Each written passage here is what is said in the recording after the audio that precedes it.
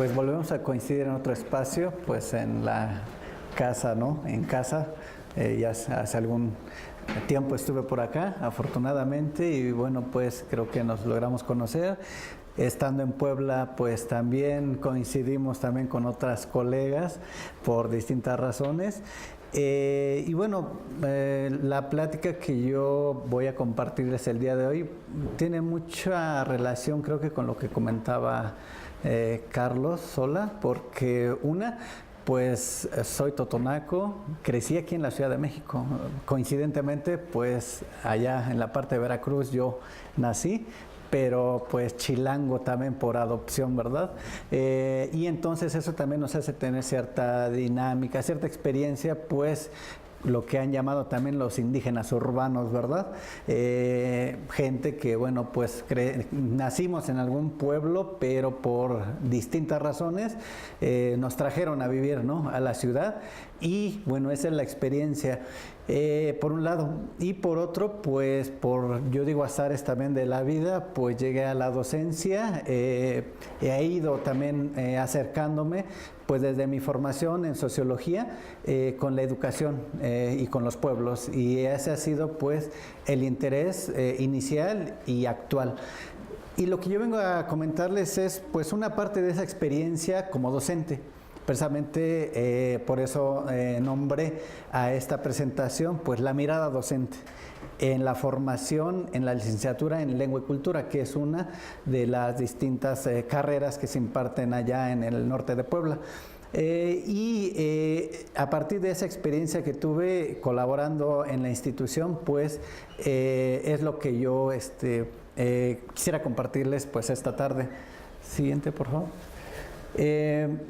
Pues como ya lo comentó también Carlos, se ubica, ¿no?, la contextualización histórica pues de la CGIB, donde bueno se empieza a remirar pues a los pueblos, no precisamente pues reconociéndoles derechos políticos, ¿verdad? Entonces en esa parte es pues el eje o más bien la coyuntura histórica donde se crea pues la CGIB. Y a partir de eso, bueno, pues impulsa un proceso de crear universidades, pero ahora en las regiones donde predominantemente hay población indígena, pero también la hay no indígena. Entonces ese es el principio, ¿no?, que persigue la creación de la CGIB y, bueno, por otro lado, crear estas universidades. Ahora empezamos con unas cuestiones también que empiezan a complejizar a las universidades interculturales porque, bueno, pues están muy apegadas a los criterios y la normatividad pues de la política educativa por un lado, pero también muy cercanas a la estructura, la organización pues de las llamadas universidades convencionales. Esto, pues, en un momento voy a comentar pues lo que implica estar de manera organizativa en su estructura con esa forma de organización. Siguiente, por favor. Y estas son las 11 universidades interculturales que hay actualmente en México.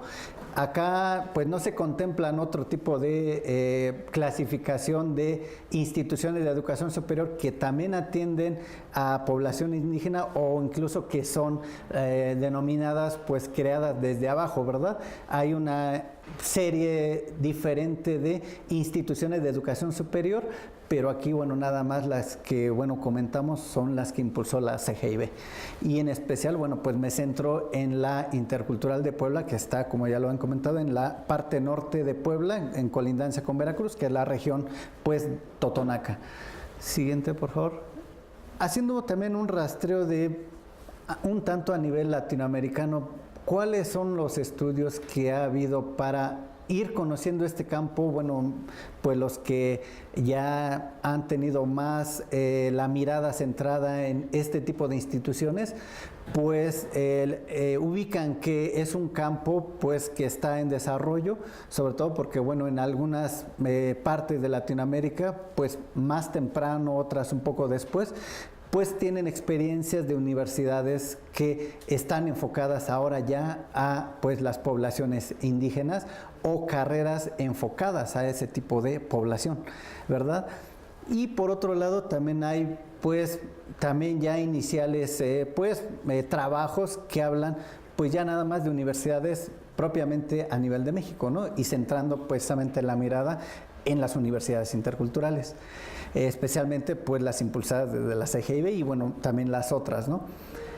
Y en estudios acerca del OIEP, que bueno, acá no me voy a detener mucho, pero también son algunos que empiezan precisamente a centrar la mirada pues en las instituciones, algunos le llaman pues las autoinvestigaciones, en fin, o de acuerdo al interés, estudios comparativos, en fin, hay trabajos ya hechos, otros que están realizándose, al menos el que recuerdo ahora, una colega ecuatoriana que el año pasado todavía estaba haciendo un comparativo entre Universidad Intercultural de Puebla, Universidad Intercultural en Ecuador, entonces ese trabajo también está en desarrollo, en fin, son trabajos que están en este momento pues desarrollándose y ese fue también un tanto el interés nuestro con otra colega que hicimos un trabajo para mirar así como muy rápidamente y sobre todo en un momento histórico de 2013 para acá a la Universidad Intercultural del Estado de Puebla y bueno, ese texto pues recién en enero de este año, bueno, está pues públicamente a la vista de todos y en ese trabajo hacemos como un recuento precisamente nada más del momento histórico que nos ha tocado participar. La Universidad Intercultural, siguiente por favor, pues inició sus funciones en 2006. A la fecha presente pues tiene 12 años, relativamente pocos frente a pues otras instituciones como esta misma, ¿no? Que ya tiene 40 años, la UAM que tiene pues más o menos la misma trayectoria histórica y bueno pues otras que tienen mucho más tiempo ya funcionando. Y a partir entonces de 2006 empieza a funcionar esta Universidad Intercultural. Los datos que voy a comentar o información que en esta presentación voy a compartir se centran de 2013 para acá. ¿Por qué? Porque una es un momento también coyuntural de la institución, pero también porque de 2012 hacia atrás no hay demasiada información, también está muy desperdigada, está dispersa y cuando estuvimos ahí nos costó mucho trabajo reunir esa información porque bueno, alguien incluso hasta se la había llevado, dicen, a su casa y tuvieron que ir tras la persona para decirle, bueno, compártenos esa información porque estuviste en la institución y no la tienes que compartir. Entonces, como esa anécdota, bueno, nos habla precisamente a veces de la sistematización y organización de la información que no se ha llevado a cabo.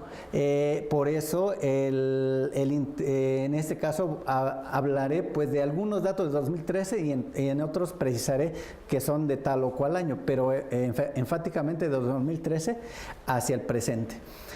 Precisamente en ese año 2013, un tanto dialogando con unos colegas que sí les tocó esa parte, digamos, de crisis de la institución,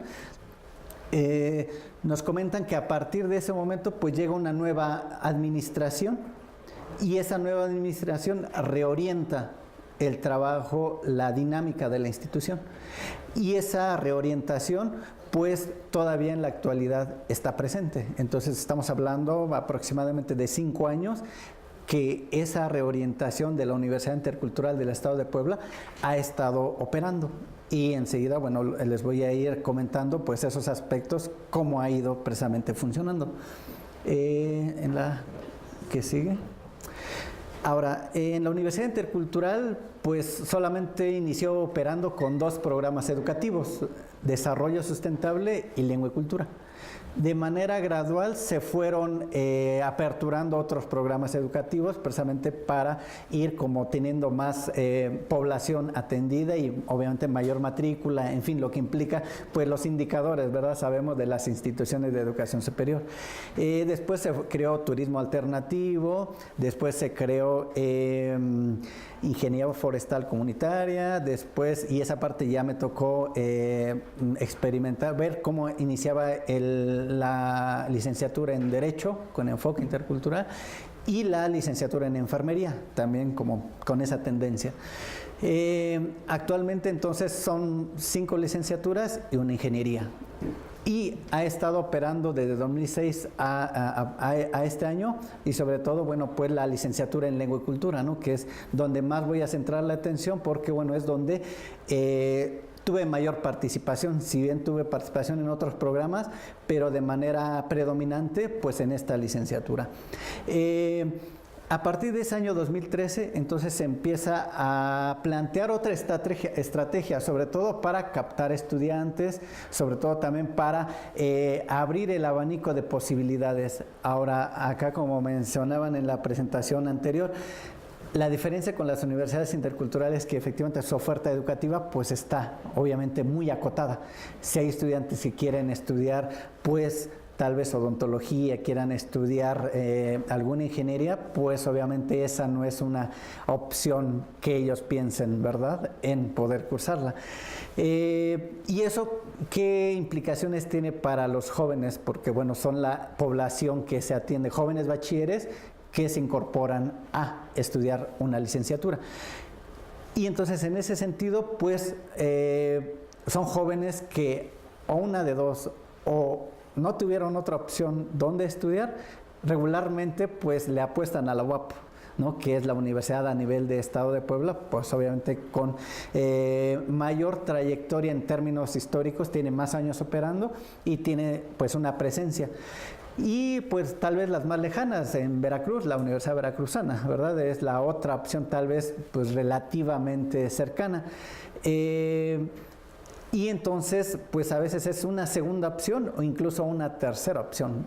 Aunque esto, bueno, a las autoridades educativas pues no les gusta mucho. Ellos, bueno, plantean que en realidad sí es una primera opción, que bueno, a lo mejor actualmente sí se ha ido reorientando con el trabajo que se ha ido haciendo. Pero de 2015 hacia acá, bueno, es la percepción que yo tenía, sobre todo porque yo sondeaba con los estudiantes, sobre todo, bueno, con esta idea de conocer pues sus expectativas. Otra, pues cuáles eran más bien sus como sus intereses iniciales, ¿no? Hacia dónde habían como aplicado, en qué institución, y obviamente ahí pues se veían reflejados pues toda esta información que estoy comentando. Entonces, a partir de ese año 2013, la matrícula entonces ha aumentado precisamente porque ha habido más programas educativos y se ha implementado una estrategia para no solo captar, sino también para hacer convenios. De hecho, este punto se conecta pues con otro de los aspectos que voy a mencionar, pero lo adelanto. Uno de los aspectos que también pues implicó elevar la matrícula educativa ha sido convenios con los gobiernos municipales. A diferencia de las, digamos, universidades que ya tienen pues una trayectoria, las interculturales pues tienen que ir ofertando a los bachilleratos pues las licenciaturas que se imparten en la institución, y con eso generar el interés y captar a los estudiantes. Bueno, y ahí lo dejo porque lo voy a comentar en unos minutos más. Este pequeño cuadro está incompleto.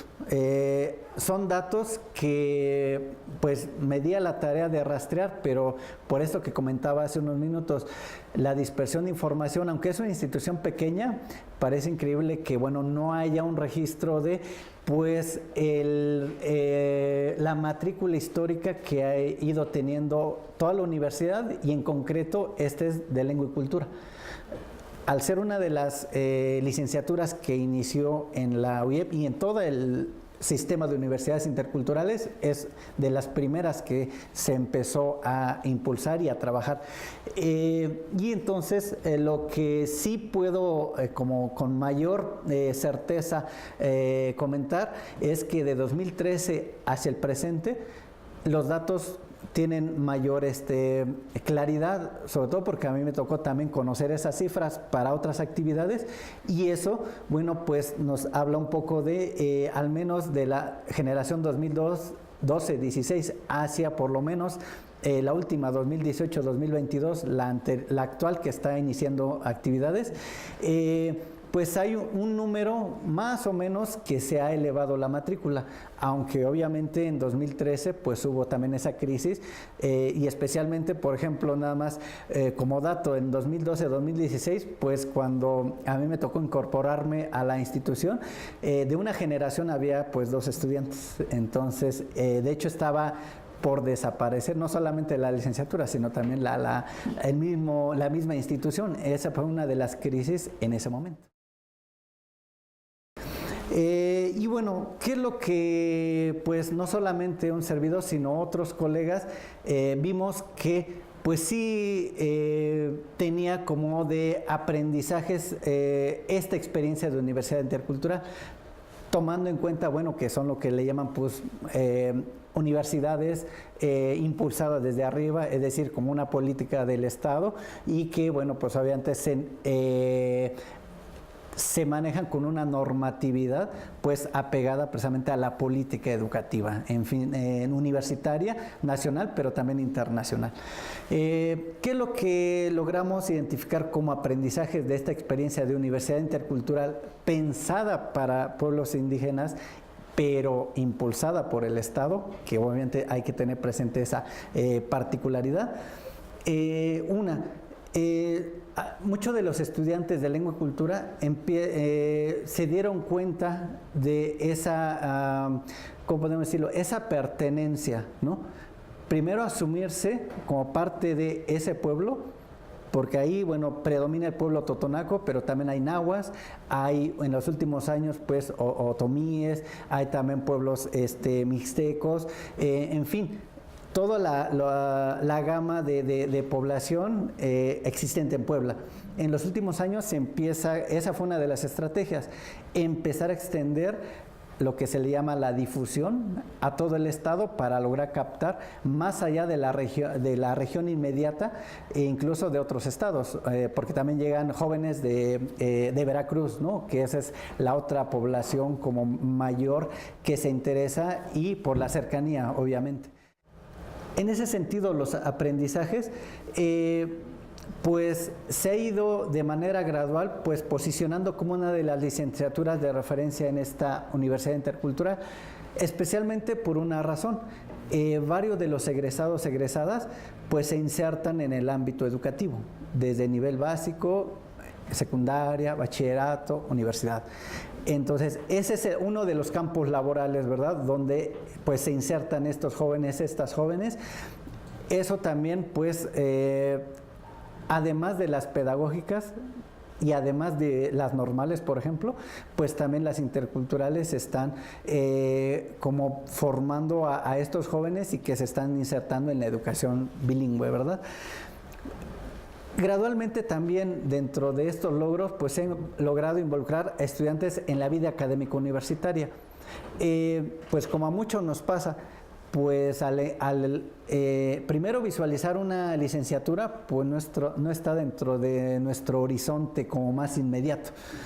Y cuando se logra acceder a esa carrera, aunque tal vez no fue la primera opción, pero se empiezan a familiarizar con una dinámica pues universitaria, con una vida académica que no se está acostumbrada especialmente los jóvenes.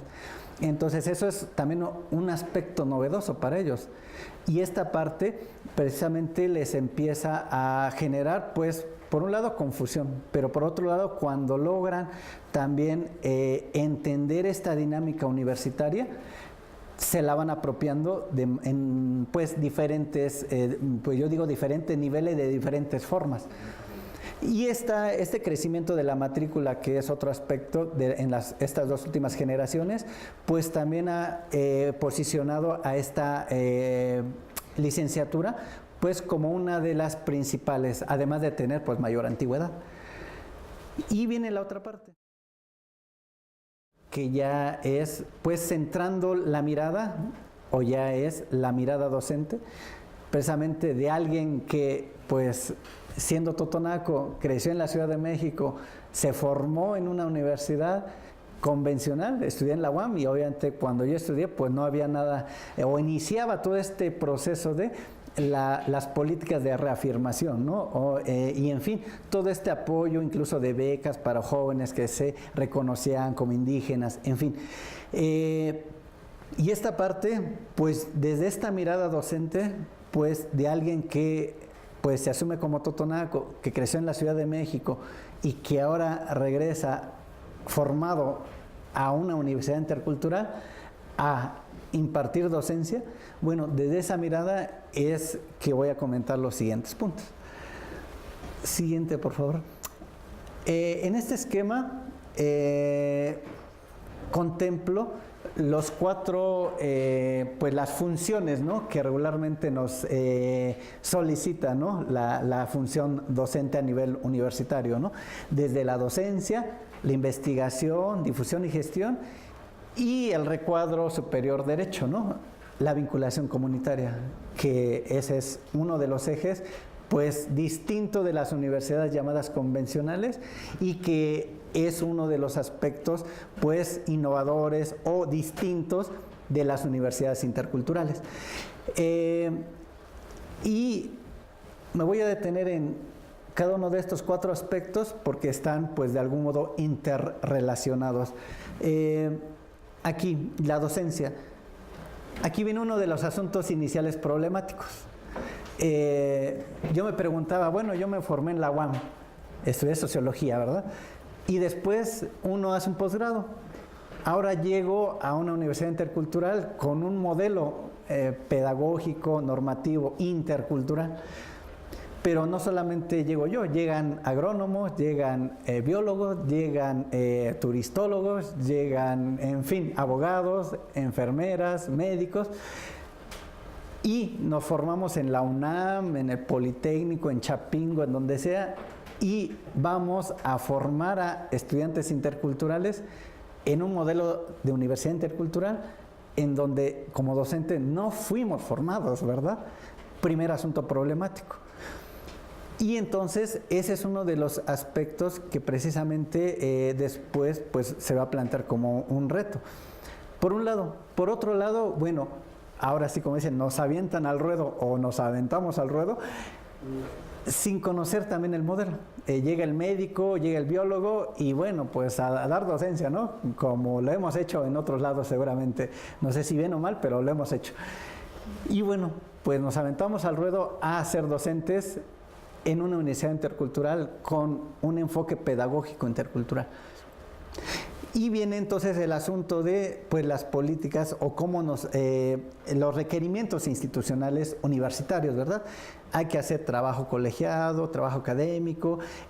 Otro aspecto pues, que particulariza el modelo de universidades interculturales es la enseñanza de lenguas originarias, ¿verdad? Entonces, estos requerimientos pues, de docencia pues regularmente a veces nos vemos rebasados o nos vimos rebasados, una por lo pequeño de la institución, otra por los insumos, digamos, de recursos humanos de las diferentes áreas, especialmente las administrativas. Entonces uno empieza a hacer docencia, pero con toda la carga pues de que hay que cubrir no solamente las 40 horas si uno es de tiempo completo, ¿verdad? Sino también hacer este trabajo colegiado en academias, en fin, lo que ya conocemos, los famosos cuerpos académicos. Y derivado de ese trabajo colegiado, pues con dificultades, pues logramos hacer diferentes actividades que están relacionadas en este círculo del lado superior izquierdo. ¿El trabajo colegiado en qué consistió? Pues la autoevaluación de la licenciatura en lengua y cultura. Y después, bueno, ahí fue donde otra vez creo que coincidimos, ¿no? Con colegas aquí de la UPN, ¿verdad? Cuando nos visitaron y hicieron la evaluación de los CIES allá en la intercultural. Y derivado de esa actualización, pues, de esa evaluación, pues llega la actualización, ¿verdad? Del programa educativo. Y también, pues, abocarnos para precisamente crear mayor oferta educativa y ampliar la matrícula, pues crear un programa de posgrado. Y todos estos requerimientos, bueno, hay que cumplirlos como docentes. Viene el modelo o el eje del modelo de universidad intercultural, la vinculación comunitaria, que bueno, también como se comentaba en la presentación pasada, bueno, suena bien cuando uno lee pues el libro de Lourdes Casillas, de que es un ejercicio académico, pero que implica a la comunidad social, a la institución y a la docencia, pero también la investigación. Es decir, cómo articulamos esas diferentes actividades en lo que se llama la vinculación comunitaria. Pero un aspecto que de algún modo pues lo complejiza y lo problematiza es pues la docencia es cortada por la rotación de personal.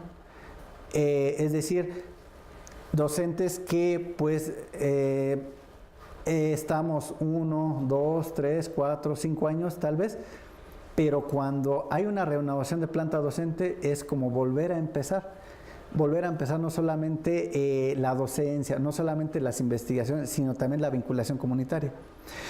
Y a partir de 2013 empieza la reorientación de la vinculación comunitaria. ¿Cómo se empezó a hacer? En acuerdos o lo que le llaman los convenios con gobiernos municipales. ¿Y cómo funciona? Pues se va con el gobierno municipal, se le plantea que sus jóvenes estudiantes de bachillerato puedan ingresar a la institución. Y estos jóvenes pueden tener asegurado un lugar y también allá funciona algo que se llaman las villas universitarias, es decir, una especie de albergues económicos para los estudiantes, compartidos. Y entonces se le garantiza la estancia a los jóvenes y los gobiernos municipales se comprometen o se les hace comprometer a apoyar a estos jóvenes estudiantes. Ahora, digamos, en ese convenio se acuerda que en la vinculación se va a ir a ese municipio a atender alguna problemática que el gobierno municipal identifica. Pero aquí empieza a ver la parte compleja. Si yo como docente tengo un proyecto o tengo una línea de investigación, pero no empata con la necesidad del gobierno municipal, o al revés, las necesidades identificadas por el gobierno municipal, ¿cómo las llevamos a cabo en la institución? Bueno, y ahí viene la parte, pues que cómo se resolvía. Los docentes que recién nos incorporamos, pues nos integramos a esos proyectos ya previamente acordados. Y entonces para cumplir eso, bueno, pues se lleva a cabo ese ejercicio y digamos se cumple con la vinculación. Otro aspecto interesante es que, pues, como no hay recursos de la institución, pues precisamente ese es el otro aspecto que se acuerda en el convenio con los gobiernos municipales, que los gobiernos municipales reciban a un promedio de 10, 12 estudiantes, a veces un poco más, y a los docentes, se le llama las brigadas, ¿verdad?, comunitarias, para llevar a cabo el ejercicio académico de investigación, de vinculación. Entonces esta parte es la que, bueno, yo identifico que es un tanto problemática porque al no tener recursos, entonces se tiene esta otra estrategia que, digamos, lo resuelve. Y resuelve, pues, el que los estudiantes estén un semestre, 2 semanas. Ahora, eso, pues, se conecta con la parte de investigación.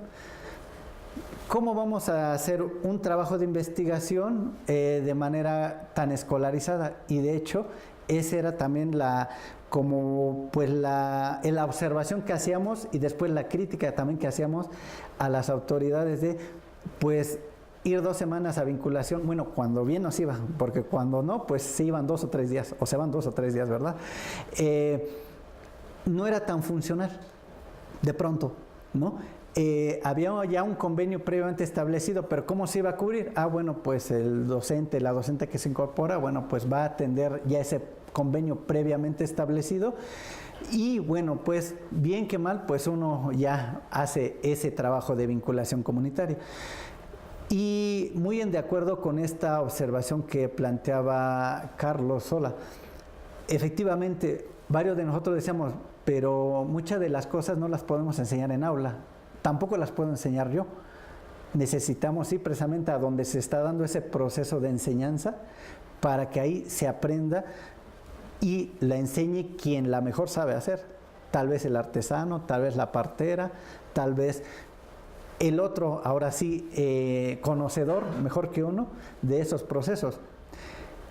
Y entonces planteábamos esa reorganización de la vinculación, porque si lo miramos anualmente, pues digamos, es un mes que vamos a trabajo de campo, dijeran por ahí, cuando en realidad pues tenemos todo esa riqueza de procesos ahí saliendo de la universidad, cuando no en el interior de la universidad, ¿verdad?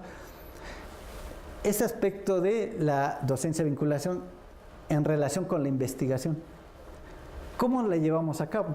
Bueno, regularmente pues uno pues tiene unos intereses intelectuales, ¿verdad? Que son válidos, legítimos. Ahora, ¿cómo los hacemos pues enmarcar o coincidir con la política de la institución por un lado, los requerimientos de la comunidad por otro? Entonces va siendo también un proceso de consenso de algún modo, cuando se puede hacer.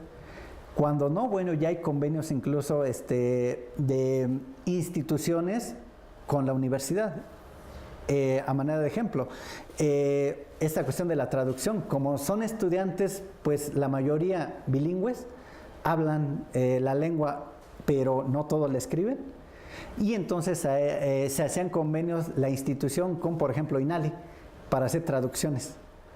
Y ya es un convenio, entonces ese convenio se va a hacer o se va a atender, pues porque ya está establecida esa actividad. Y entonces al lingüista o al docente que le toque esa área, pues va a atender esa actividad ya previamente acordada. Y entonces, ¿cómo hacemos coincidir pues mis intereses de investigación con los intereses ya de la institución, con los intereses de otra institución, si es el caso, o los intereses del gobierno municipal? Si el gobierno municipal dice, bueno, ya identifique que yo necesito aquí crear un sitio turístico, por ejemplo. Ah, bueno, los turistólogos pues se encargan de eso, y tal vez Lengua y Cultura dice, bueno, nosotros vamos a hacer la traducción de tales, no sé, textos. Y entonces se va haciendo esa actividad. Ahora, pues como la vinculación también de pronto ha sido pues una actividad a veces demasiado apresurada, eso ha implicado pues que se hagan proyectos así muy rápido. Y a veces no cuajan como debería, porque también la vinculación comunitaria está pensada para integrar a los estudiantes en esas actividades académicas, como formativas, claro. Y entonces viene también un proceso de cómo los estudiantes van viendo la vinculación. Unos ya la veían como, bueno, pues nada más voy a pasear y no hago nada, o pues ahí voy a hacer chalán de alguien, o le voy a hacer la talacha a alguien, y pues mejor no voy, porque pues no le encuentro sentido. Aunque sí hay otros ejercicios de investigación que sí lograban articular la docencia con la vinculación comunitaria.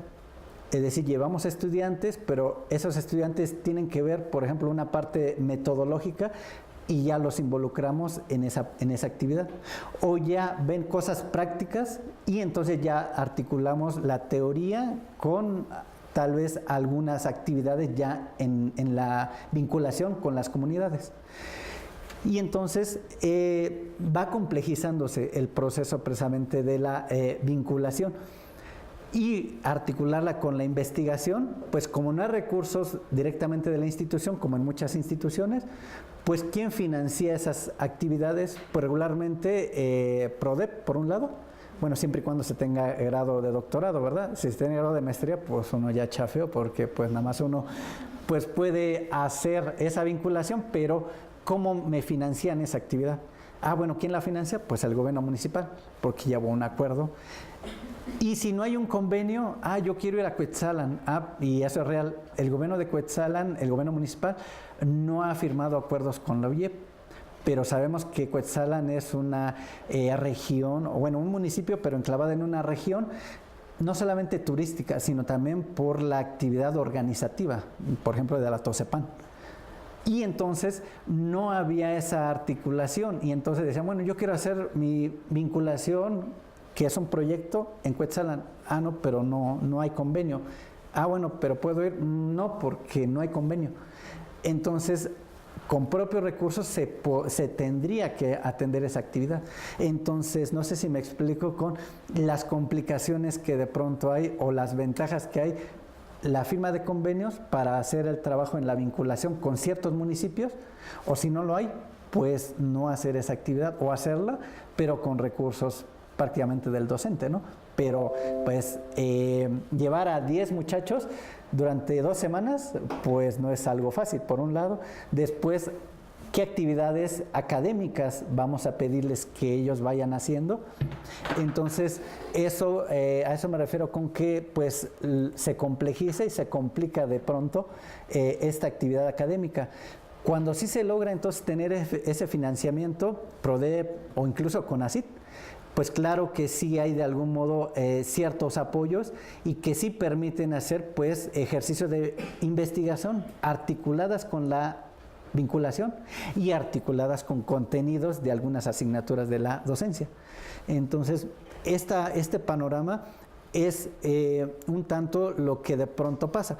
En mi caso, afortunadamente, bueno, pues sí obtuve recursos del PRODEP y se logró hacer precisamente un ejercicio de, pues como decía el doctor, por eso no comenté nada, porque esto tiene relación con esto.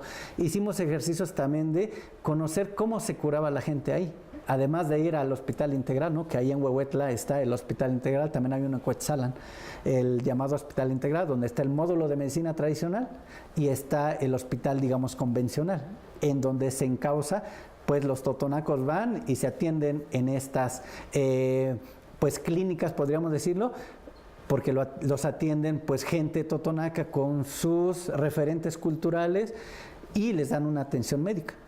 Y hicimos un ejercicio también de pues conocer el tipo de atención que tenían, ¿no?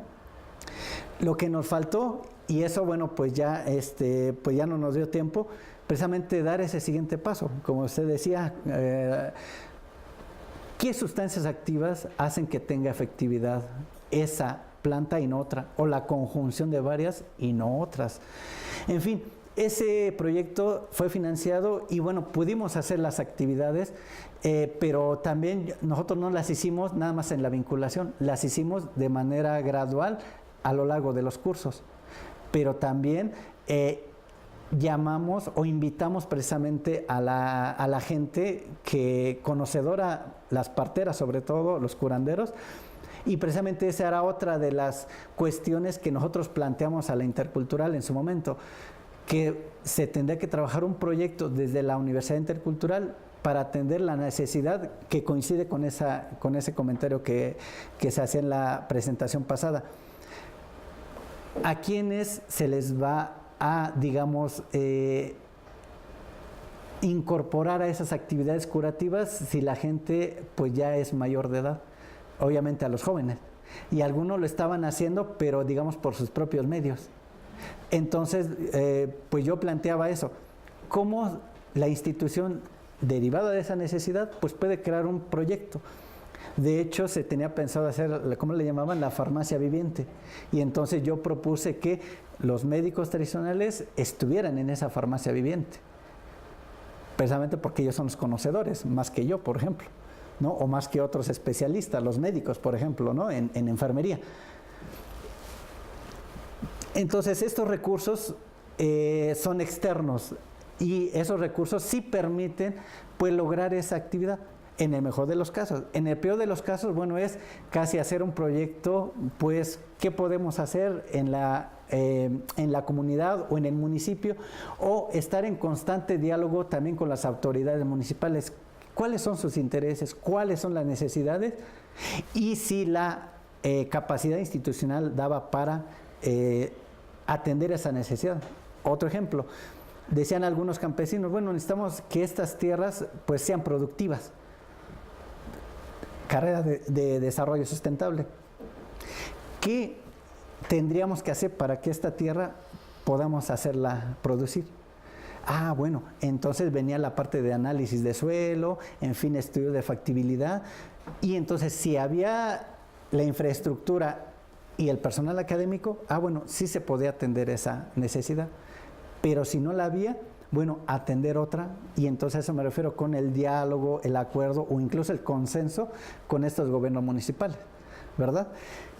Entonces, estos recursos, pues, son predominantemente externos, no son internos. Y si son internos, lo que se hacía era, pues, no salir más allá, pues, a lo mejor no sé, algunos kilómetros a la redonda. Más bien quedarse en el mismo municipio, porque implicaba que no se tendría gasto. ¿Cómo movemos a 10 estudiantes durante 2 semanas? ¿Dónde los alojamos? ¿Qué les damos de comer? En fin, toda la cuestión logística que implica este ejercicio académico. Y entonces, esta articulación, docencia, vinculación, investigación, pues también acorde con otro requerimiento del docente, ¿verdad?, universitario, es pues la difusión. ¿Y qué implicaba la difusión? Pues no solamente la oferta educativa.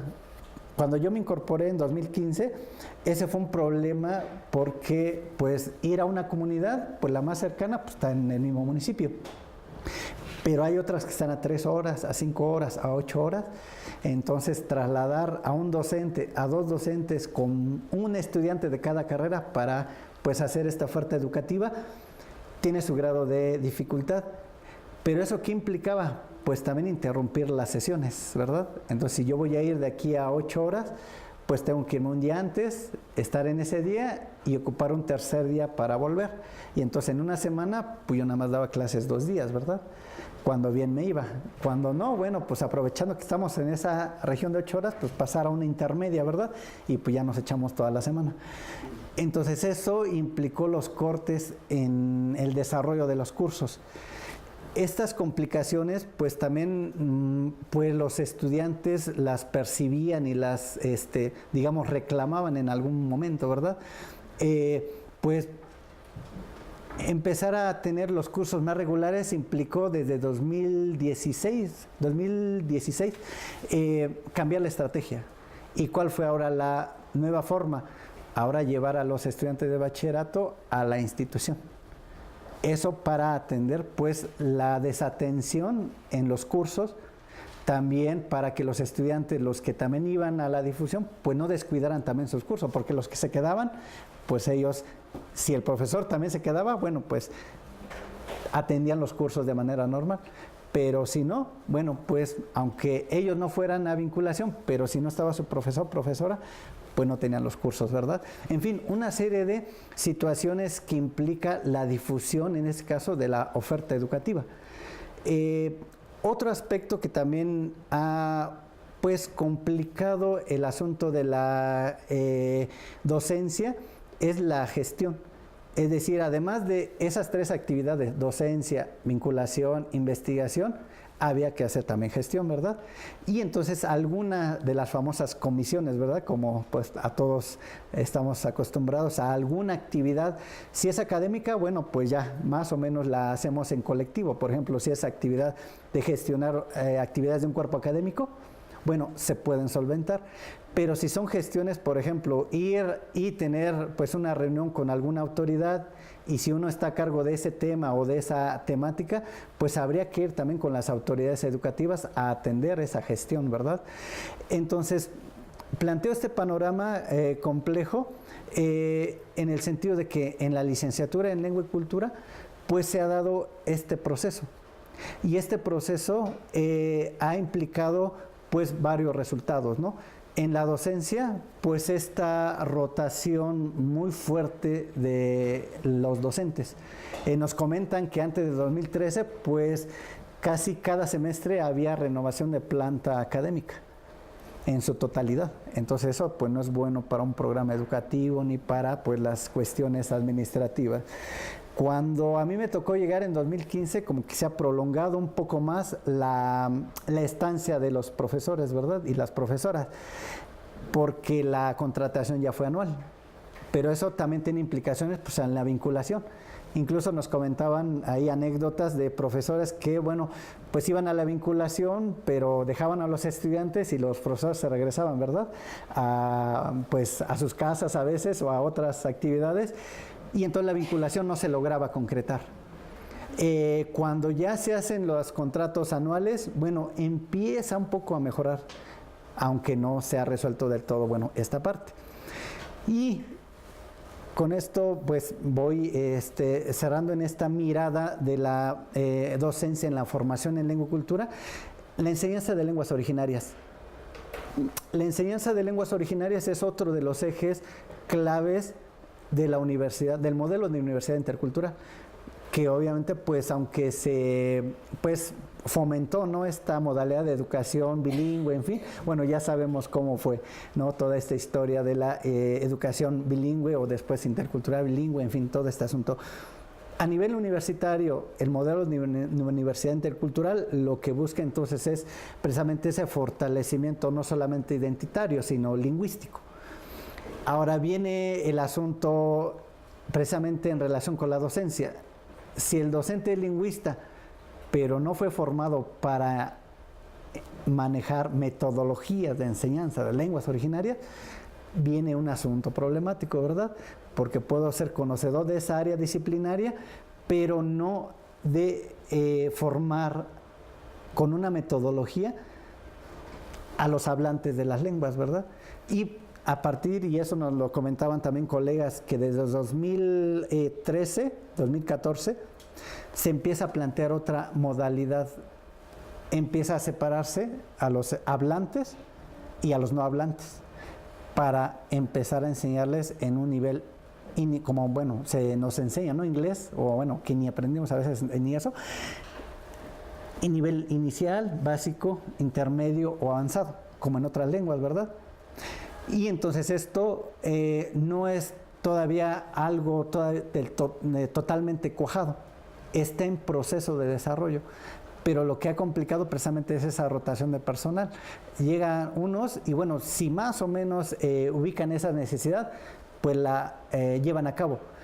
Pero en el trabajo colegiado discutíamos, bueno, sí se deben de trabajar esas metodologías y los demás integrantes de la academia podríamos apuntalar pues a ese proceso. Y se manejaba 1 o 2 semestres, pero bueno, había cambio de personal, había esta modificación, y bueno, eso se quedaba trunco o había que volverlo a iniciar. Entonces, esa es la parte compleja de la enseñanza de las lenguas originarias, ¿sí? Hay jóvenes pues que la hablan y inicialmente la escriben. Otros nada más la hablan, otros dicen, medio entiendo, ¿verdad? Pero eso pues no son bilingües. Entonces, hay toda una gama de posibilidades. Y ahora, los monolingües en español, pues a ellos se les daban cursos especializados de lengua originaria, también en nivel inicial, básico o avanzado, ¿verdad? Entonces, todo este panorama que he comentado es precisamente las funciones docentes en lengua y cultura. ¿Podemos pasar a las siguientes? Bueno, no me voy a detener en las siguientes porque, bueno, más o menos es lo que he comentado en cada uno de los apartados y me gustaría detenerme en otras más adelante. Si yo como docente pues soy agrónomo o soy médico y fui formado con un perfil profesional, ¿cómo le hago para reconocer que hay otros conocimientos? ¿Cómo le hago para decir que pues sí se atiende, por ejemplo, en la licenciatura en enfermería, no solamente la medicina alópata, sino también pues las otras medicinas que pues en el contexto se ponen en práctica? O en derecho, como un abogado formado tiene su perfil, ¿cómo reconocer las otras formas de resolver los problemas de la comunidad? ¿No? O el ingeniero forestal con su perfil, quiero decir el docente, como con perfil, su formación ya tiene un perfil, ¿cómo reconocer que hay pues maneras en que pues se tiene que cortar cierto árbol cuando la luna está llena? O cuando hay ciertos procesos, ¿verdad?, en la naturaleza, ¿cómo hacer empatar esos conocimientos desde mi perfil profesional como docente con la realidad que estoy atendiendo, formando a chavos, a jóvenes, mujeres, hombres, que ya lo saben? Yo no se los tengo que enseñar, ellos ya lo saben, lo han practicado. Pero yo como docente vengo de otra formación, vengo de otra institución, ¿cómo reconozco esos conocimientos? Más aún, ¿cómo los hago coincidir o converger. Una problemática no solamente pues, de docencia, sino como se comentaba hace un momento, pues es un debate epistemológico. ¿Cómo lo llevo en la vinculación comunitaria? ¿Cómo lo aplico en mi misma investigación? Por ejemplo, cuando nosotros presentábamos con los estudiantes algunos resultados de la medicina, de las plantas que utilizan los totonacos para curarse, alguien me sugería, bueno, ¿y por qué no nos pone la nomenclatura científica? Decía, bueno, esa ya la conocen, más bien lo que estábamos intentando pues explorar y complementar con esa estructura científica era esa otra estructura, precisamente de los pueblos, porque ellos lo manejan, ellos lo saben, los chavos lo saben. ¿Cómo hacemos coincidir eso? Como docentes, quiero decir. Una tarea pues bastante compleja y complicada, ¿verdad? Cuando nos la ponemos a reflexionar. Los retos que pues se logra identificar, pues en la docencia, y esto no lo digo yo, lo han dicho otros estudiosos, lo han aplicado, si no me equivoco, lo están aplicando con la Veracruzana Intercultural. El año pasado hubo un encuentro de universidades interculturales, de cuerpos académicos, y ahí precisamente pues se comentaba el tema de la basificación de los docentes de la UBI, ¿verdad? Para garantizar varios procesos, ¿verdad? Desde su licenciatura, desde las investigaciones, también su vinculación comunitaria. Lo otro que también estábamos planteando y que, bueno, seguimos planteando es, pues, un sistema que no esté nada más centrado en el aula, precisamente. El gran problema es cómo pedagogizamos precisamente esos conocimientos y cómo se van a enseñar fuera del aula. O si esos conocimientos que se hacen fuera del aula, ¿cómo los llevamos de la comunidad a un contenido escolar, verdad? Eso también es un reto. En la vinculación, pues, una parte es tener recursos asegurados, ¿verdad?, que permitan el ejercicio más o menos continuo. Y la otra que también estábamos sugiriendo, que la vinculación no fuera una vez por semestre, 2 semanas nada más, sino que al menos una vez por semestre. Pero ¿eso qué implica? Pues una organización distinta de de las universidades convencionales, ¿verdad? Implica toda una reorganización o repensar la estructura organizativa, y eso es bastante complicado, ¿verdad? Porque implica, bueno, contratos laborales, cuestión administrativa, cuestión de recursos para atender un asunto, pues, académico. Y en cuanto a la continuidad de proyectos, precisamente con ese sentido, porque prácticamente podemos decir, atendíamos a las comunidades una vez por semestre, más aún 2 semanas por semestre, o a lo mucho 1 mes en un año. Atendíamos las necesidades de la comunidad, ¿verdad? Entonces, esa es la parte, pues, compleja, complicada. Y en cuanto a la investigación, pues precisamente por todas estas actividades que hay que atender, pues la actividad de investigación pues se atomizaba y se individualizaba. Y entonces pocas veces había un trabajo pues más interdisciplinario, más conjunto, que yo dijera pudiera trabajar con alguien de derecho o yo trabajar con alguien de medicina, que eso yo lo propuse también. Aunque nos decían, bueno, ustedes que están trabajando plantas medicinales de lengua y cultura, tendrían que trabajarlo con los profesores de enfermería, pero como que eran un poco reticentes a entrar a este campo más antropológico, ¿verdad? Sociológico. Entonces había también una complejidad para lograr ese trabajo más colaborativo, más investigación grupal, ¿no? Y para ir cerrando, pues las cuestiones de la gestión también, y eso también no lo digo yo, también se dijo en la evaluación de los CIES, ¿no?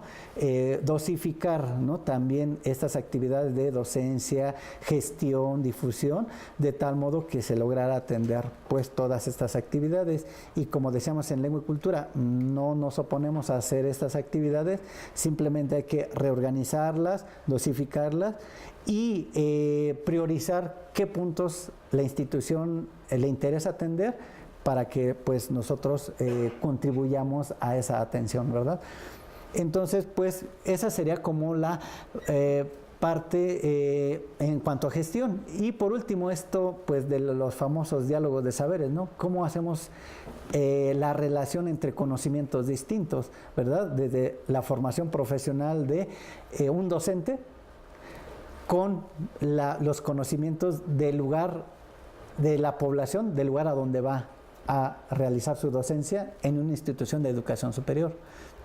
¿Cómo se resuelve este asunto de ir poniendo pues en comunicación, y no solamente los conocimientos, más bien cómo nos ponemos en comunicación las personas con eso que sabemos, ¿no?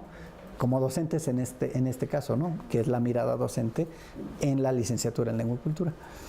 Y pues yo creo que eso sería lo que yo podría comentar en esta mirada precisamente de esta licenciatura como docente. Pues muchas gracias, Carlos.